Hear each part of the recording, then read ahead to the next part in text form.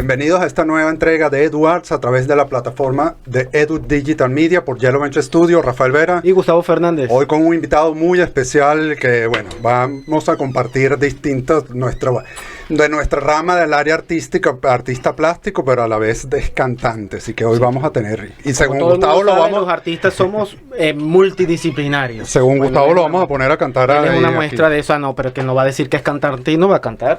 No, tiene que demostrar. Tenemos que tener una prueba. Es así. Bueno, darle la bienvenida ya de una vez. Bueno, muchas gracias, bienvenido Manuel, muchas gracias por acompañarnos, por aceptar esta invitación, para nosotros un honor, un placer tenerte aquí. Definitivamente, aquí ya nos está mostrando un poco de su arte, ya lo vamos a poder ver y ya nos va a contar un poco de lo que hace y de todo ese mundo. A mí, en lo particular, me llama mucho la atención con Manuel, de esas personas que hacen una amistad virtual a través de las redes por su trabajo y por todo lo que hace, y bueno, casualmente resulta que vivimos en la misma zona de Miami y bueno, de alguna forma estamos conectados y por eso está aquí. Ahora que dices eso, las amistades ahora son todas virtuales, porque a tus amigos ni siquiera quieres que te llamen, escríbeme.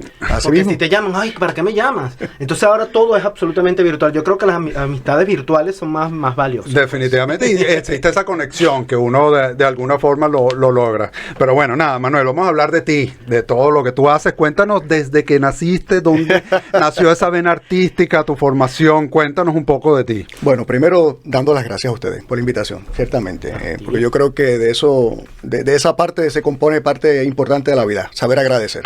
Así que que está aquí nació en Puerto Rico, y fíjate, el asunto del arte yo creo que viene en el DNA de uno, por alguna razón. Desde que yo tengo uso de conciencia, de alguna manera algo del arte estaba rondando mi vida.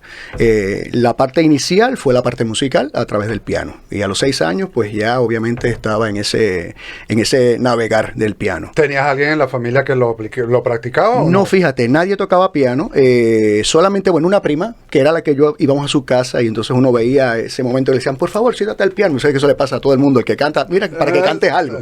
Y entonces pues la ponían a cantar, pero para tocar el piano, más allá de eso, no había así como una familia verdaderamente musical. Pero en el caso mío, pues sí eso estuvo presente. Mi padre sí trabajaba para un canal de televisión, no desde el punto de vista, ¿verdad?, ni de actor ni nada, sino desde el punto de vista administrativo. Era un financiero en la área de televisión. Y yo sí, obviamente, de pequeño me mantuve yendo a los estudios de televisión. Yo creo que eso también impactó de otra manera, porque claro, obviamente me encantaba ir al estudio mientras estaban grabando los programas de televisión, ver los programas de la época, los artistas que se presentaban en aquel momento dado en el país. Y entonces yo creo que todo eso fue generando la inquietud. Y comienzas estudiando piano entonces. Y comienzo piano. Y de ahí inmediatamente identifico la parte del canto que me fascinaba. Yo era un fan, yo siempre he dicho que soy como un viejo. Oía a mi padre, eso sí, a mi casa iba mucha gente de la música, de tríos y eso. Y cada vez que esa gente llegaba, yo, de chiquito, yo me sentaba a escuchar aquello. Para mí era como una experiencia mágica, ver a aquella gente haciendo su asunto musical. Así que me memoricé canciones de los 1900, bien atrasado, y por ahí comenzó un poco la historia musical. Y de ahí entonces fui a tomar clases de canto con una señora en nuestro país que se llama Rina de Toledo, que era la profesora de todos los cantantes que la gente menciona de Puerto Rico. Ella fue profesora, sí mismo. Sí, que por ahí. Y nada, y por ahí seguimos entonces ya la vida normal que hace todo el mundo. En cuanto a la música, ¿cómo clasificas lo que tú cantas? Yo me he quedado más en el mundo del bolero. Lo que pasa es que ya esta etapa de la vida, pues también me gusta mucho el jazz y el big band. Entonces lo que he hecho es un poquito todo lo que me estudié desde el punto de vista del bolero, lo he ido transicionando a llevarlo a ese elemento del jazz y a ese elemento del big band. Un poco lo que ha hecho Michael Bublé con la música, ¿verdad?, americana, pues un poco hacerlo también entonces con la música nuestra. Oye, porque ciertamente Hispanoamérica tiene compositores espectaculares. O sea, si alguna idiosincrasia cultural tiene material de arte bueno musicalmente hablando, somos los hispanoamericanos. Eso tenemos a orgullo. Definitivamente. ¿Y cómo llevas esta parte musical a tu obra plástica? ¿Cómo se influencia una a la otra y las separas completamente o son una sola? Casi viven juntas. Y te voy a decir por qué, sobre todo particularmente. La gente me pregunta, Manuel, ¿qué es lo más que a ti te gusta de todas las partes del arte que tú haces? Yo tengo que reconocer que la música es la parte que más, ¿verdad?, está conmigo en términos del corazón. Pero la música es la que me inspira a mí a hacer todos mis trabajos de arte. Y cuando yo me voy a mi trabajo escultórico, primero yo selecciono el tipo de música que yo voy a tener en el momento que yo estoy trabajando. Y hay una, no sé, unas maneras de cada quien trabajar. Ajá. Pero mi metodología un poco en ese asunto de ambientarme conlleva un asunto de música. De buscar tu creatividad. Y siempre me ha gustado en mi trabajo, yo siempre digo juegos geométricos porque me gusta que hayan esas formas pasando, ¿verdad? Y yo creo que todo eso es un poco de ese elemento musical. Y sí, en un momento dado de la vida, hace como unos 12 años atrás, hice por primera vez un evento que se hizo en Puerto Rico, en el Centro de Bellas Artes, donde combiné hacer un concierto y donde todo el escenario eran esculturas mías. Entonces fue un día mágico para mí. Me imagino. ¿Por qué? Porque era una instalación de piezas obviamente de gran escala y todo mi asunto obviamente del montaje de la banda y todo el asunto musical, mi escenografía era la obra. Y fue algo muy bonito, de verdad. Y lo tuvimos haciendo por espacio casi de un mes, de tanto que la gente le llamó la atención y tanto que le gustó. Me imagino poder mezclar esas dos disciplinas en una misma, que la gente a la vez podría apreciar. Tú sabes de esas veces que tú te paras así cuando entras a un lugar y dices, ¿en serio? ¿En serio?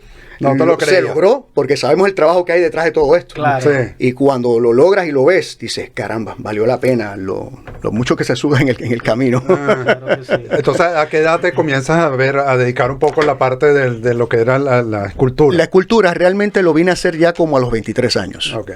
En un proceso, yo trabajando en el mundo de la publicidad, se me da la oportunidad de trabajar para Vodka Absolute, lo que llamaban los bar stylings. Entonces era crear obra para ellos y eso me dio la oportunidad de ir a Brasil, a una serie de países, y ahí yo dije, no, ¿sabes qué? Yo voy a empezar a indagar un poco más en la parte escultórica. Y ahí entonces comenzó toda esa linda... ¿Qué material tenemos ahí? En este en particular, esto es cerámica. Le llamamos cerámica stoneware porque el proceso de quemado lo lleva a piedras realmente. Entonces son unas temperaturas extremadamente altas. No es la cerámica tradicional, ¿verdad? Que uno ve por ahí. Y aparte de eso, en el proceso de pintura no se utilizan pinturas comerciales. Son oxidaciones de cobre, cobalto, una serie de elementos que tú vas uniendo para lograr, obviamente, los colores que cada quien va identificando en su obra. Yo en mi obra trato de ser un poco medio monocromático, no me gusta crear muchos contrastes de colores, me gusta más que sean las formas y que sean las texturas las que realmente le validen la obra. Y en ese particular, pues, ahí ha ido creándose el lenguaje, ¿no? Del trabajo de uno, que de una u otra manera, pues cada vez que la persona lo ve, dice, esto se me parece a Manuel Colón, ¿no?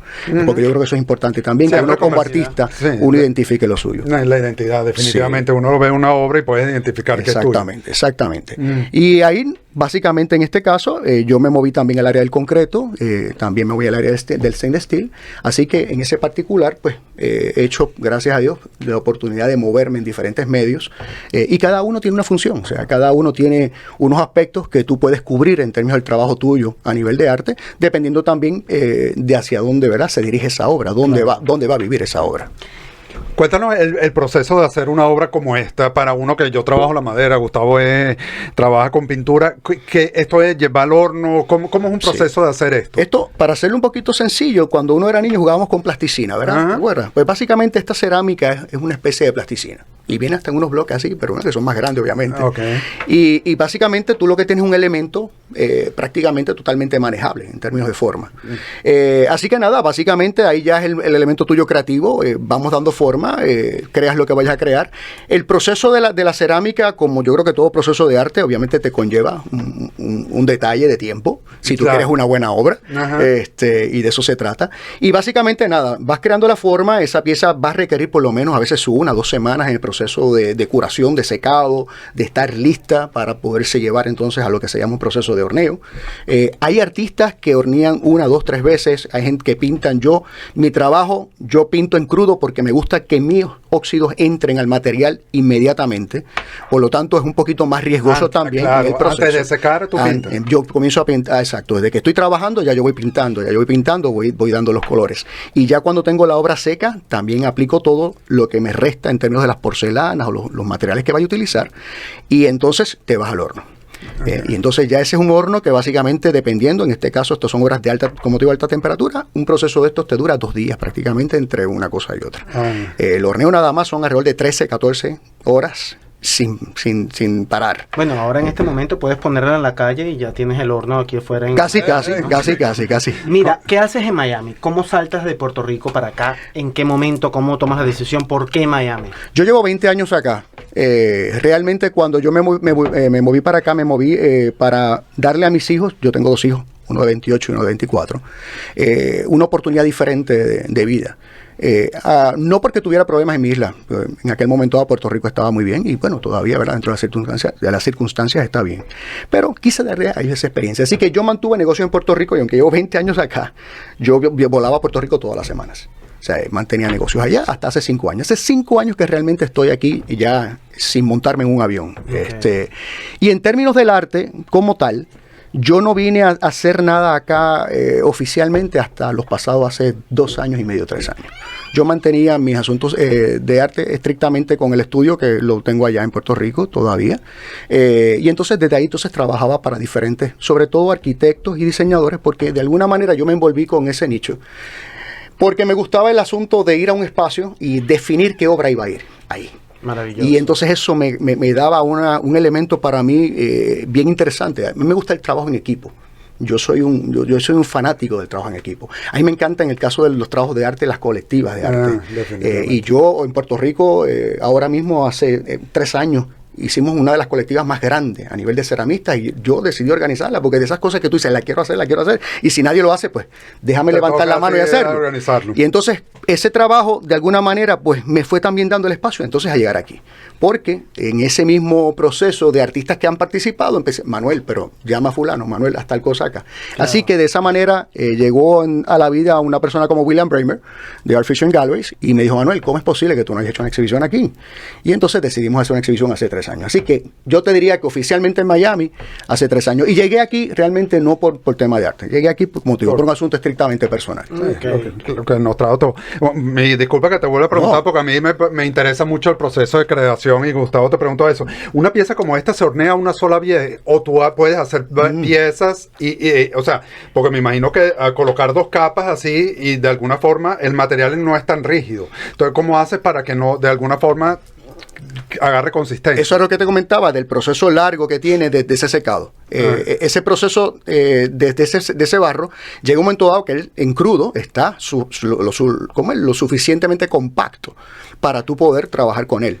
Lo que está obviamente es que hay que tratarlo con mucho cautela porque obviamente está muy frágil aún todavía porque está en crudo. O sea, por lo tanto él sí logra una rigidez sólida, buena, o sea, que parecería un tablón de madera si lo miras de momento tú sabes, a simple vista.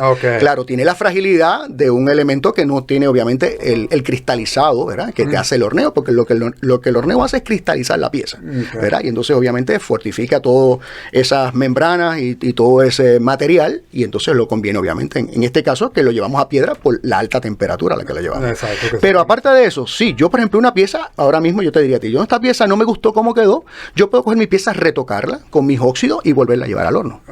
Y puedo hacer cambios. E inclusive hay momentos dados en que hay piezas que sí ciertamente la vas a quemar 2 o 3 veces porque quieres lograr una serie de elementos que en una sola quemada no lo vas a lograr. Entonces, claro, ya son procesos dependiendo del tipo de obra que vas a ir haciendo.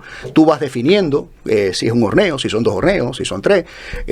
Pero una cerámica de esta naturaleza te aguanta hasta fácilmente 5 horneos a estas temperaturas. O sea, sin ningún problema de que se vaya a craquear. Sin nada. O sea, la parte más importante detrás de todo trabajo, ahora digo yo, ustedes también son, aquí estamos hablando entre artistas, yo siempre le digo, y cuando yo a veces he dado mis masterclass, ¿verdad? Que he tenido sobre todo gente que está comenzando, le digo, en el arte no puede existir prisa.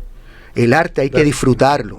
Tú tienes que sentarte y establecer tu lenguaje con esa obra de arte. Y la obra de arte siempre te va a hablar.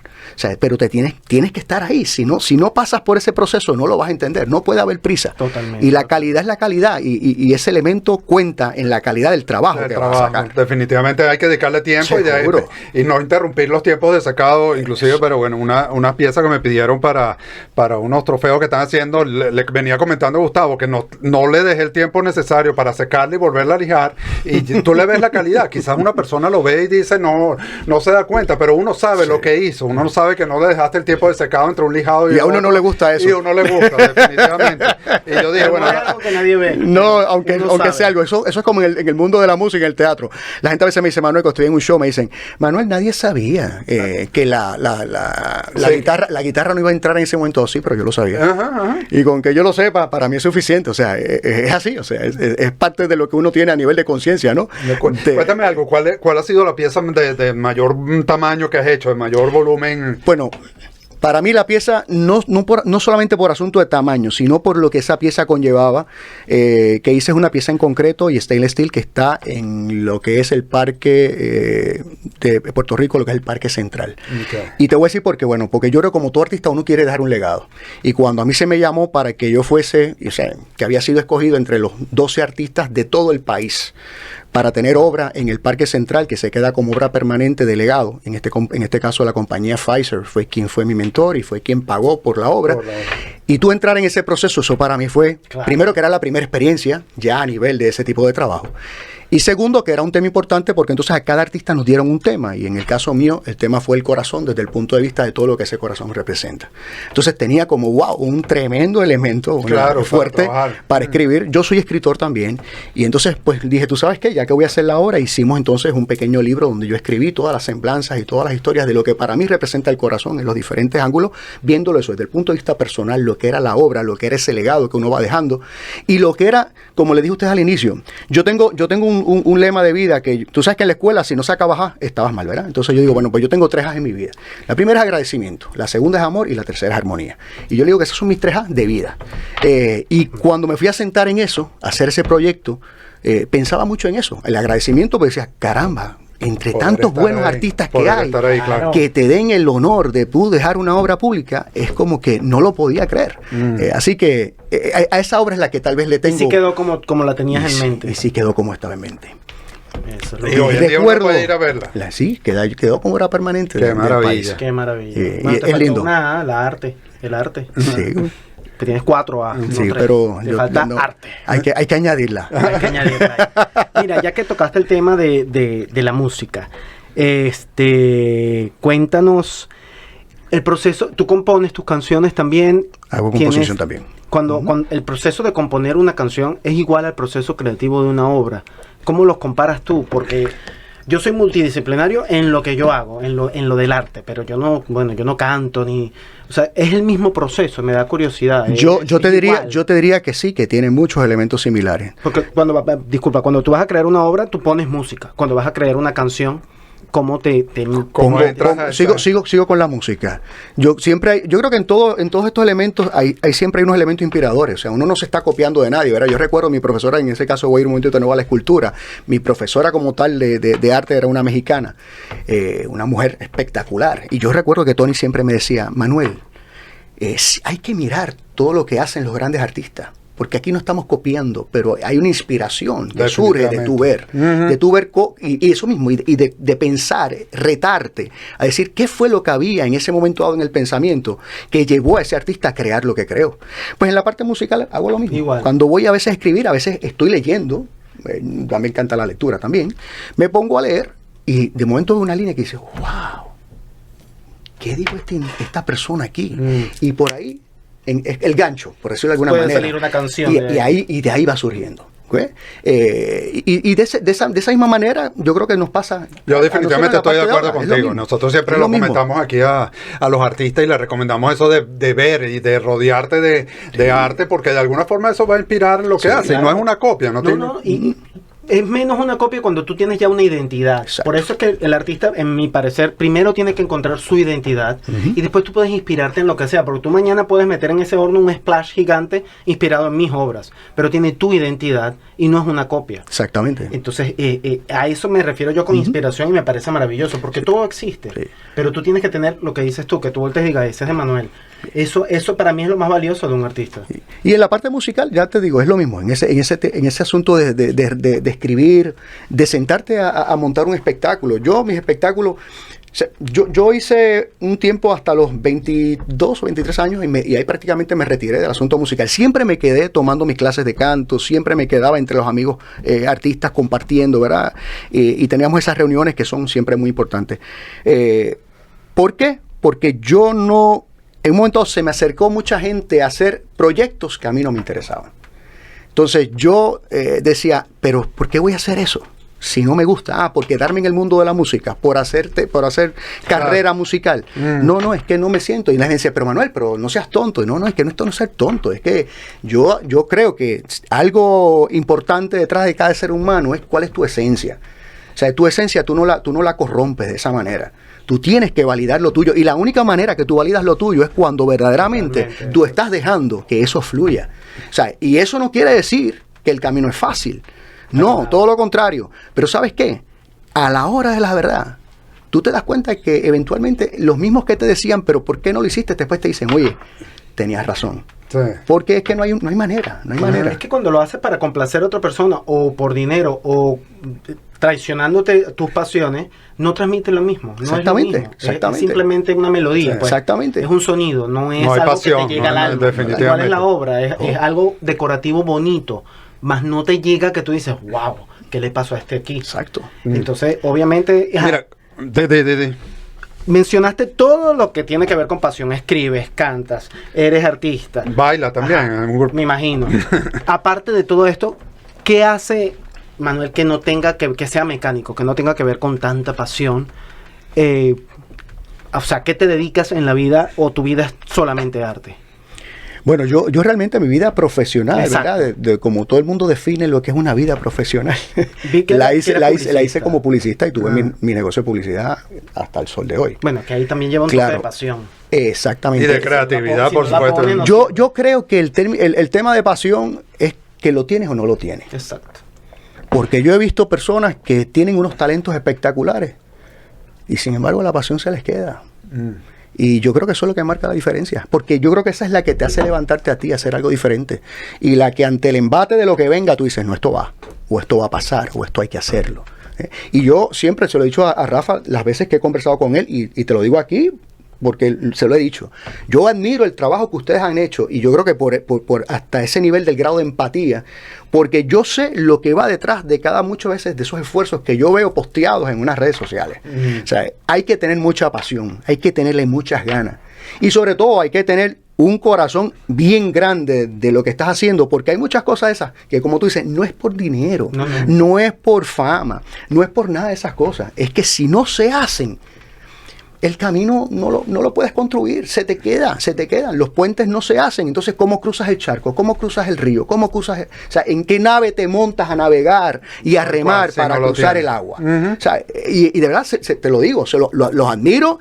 Y continúen haciendo ese tipo de trabajo, porque eso marca una diferencia, aparte de que deja saber quiénes son ustedes dos. Bueno, es que bueno, por lo menos yo no sé vivir de otra forma. Muy bien. Ya me dirá la gente, qué suerte tuviste, y suerte no.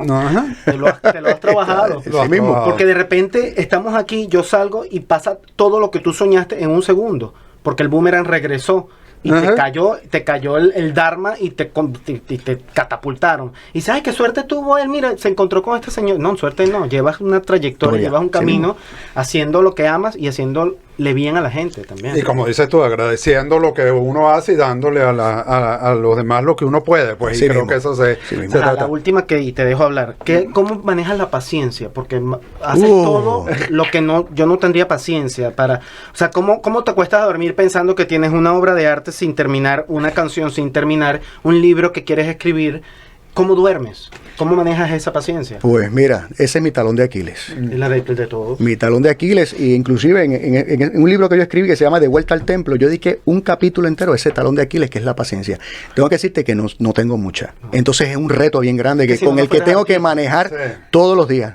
No y creo que con los años voy teniendo menos. Es verdad. Entonces, eso a veces me preocupa. Pero verdad que ahora uno y a todos los que están a mi alrededor les preocupa. Ahora entiendo a los artistas locos. Cuando yo era pequeño yo veía que Dalí era loco, que Reverón era un loco. Claro, si eres artista no tienes paciencia y mientras más viejo te pones menos tienes, por eso te vuelves loco.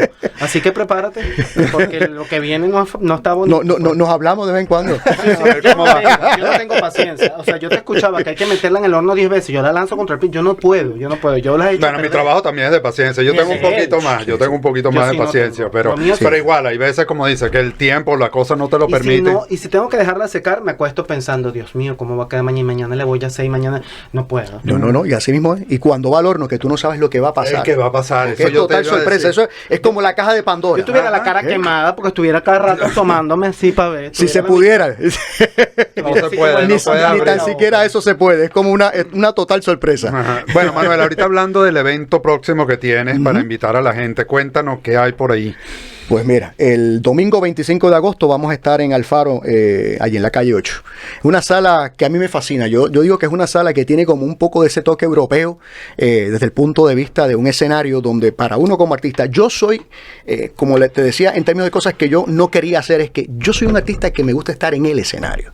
A mí me gusta el contacto con mi público. No me gustan las pistas, no me gusta los doblajes, o sea, a mí me gusta la esencia de sentarte y conectarte y hacer, y es íntimo, y por eso en esta ocasión acabamos de hacer ahora en el mes de abril habíamos hecho el concierto de Big Band, que había sido obviamente acá en Flamingo, en una sala mucho más grande, y yo dije, bueno, quiero ahora volver a dar un día más tranquilo al ambiente que tanto yo disfruto, así que vamos a hacer ese evento, le estamos llamando íntimo, en Alfaro, Alfaros, en la calle 8, como te digo, vamos a escuchar ahí el domingo 25 a las 5 de la tarde, se abren las puertas.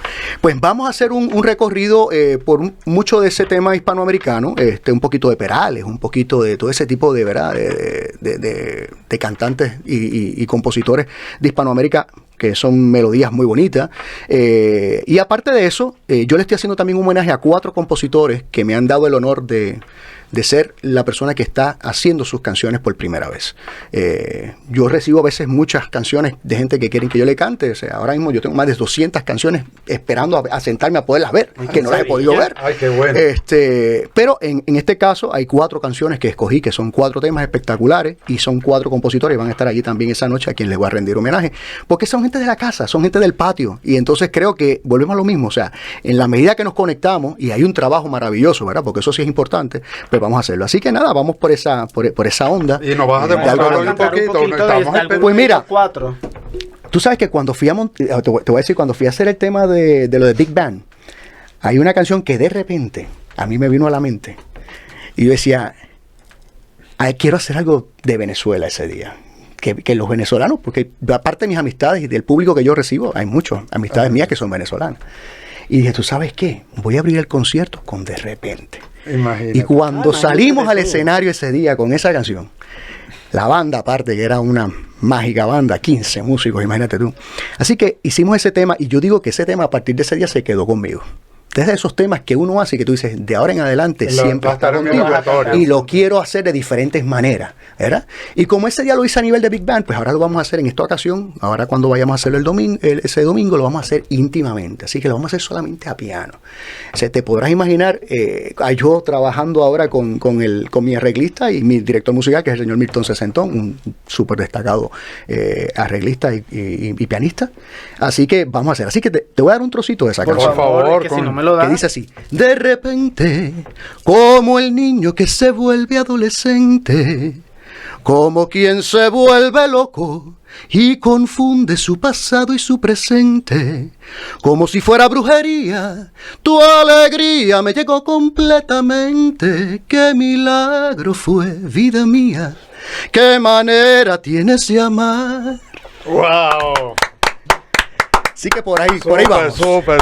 Qué maravilla. Bueno, ya saben lo que es parte de lo que pueden disfrutar el 20. ¿A qué hora es? A las 5 de la tarde abrimos la puerta. ¿Y dónde pueden conseguir las entradas? 954-471-4204. O por tus redes sociales también. Por las redes sociales lo ven ahí, exacto. Manuel Colón Arte. Manuel Colón Arte, ahí le escriben un mensaje directo y se ponen en contacto para apreciar todo ese talento. Es una experiencia que van a vivir. Una experiencia, así mismo. Y además que la calle 8 tiene como esa magia, porque cuando termines puedes salir a tomarte unos mojitos, puedes caminar por ahí. Si alguna calle es nice para uno transitarla y pasar un buen rato, es la calle 8. Puedes ver de todo en 20 minutos. Así mismo. Sí, qué bueno. Qué maravilloso. Bueno, nada, Manuel, muchas gracias por acompañarnos. Gracias a ustedes, de verdad que sí. Un enorme placer. No, para nosotros, gracias por las palabras que nos dedicaste también y por todo eso. Y bueno, a ustedes, gracias por acompañarnos una vez más en esta entrega de EduArts a través de la plataforma de Edu Digital Media por Yellow Bench Studio, Rafael Vera y Gustavo Fernández, bajo la producción de Mariaca González y ya la escucharon por ahí. Gracias a todos por acompañarnos una vez más. Gracias Manuel y bueno, seguimos en contacto. No se pierdan el programa. Bye bye.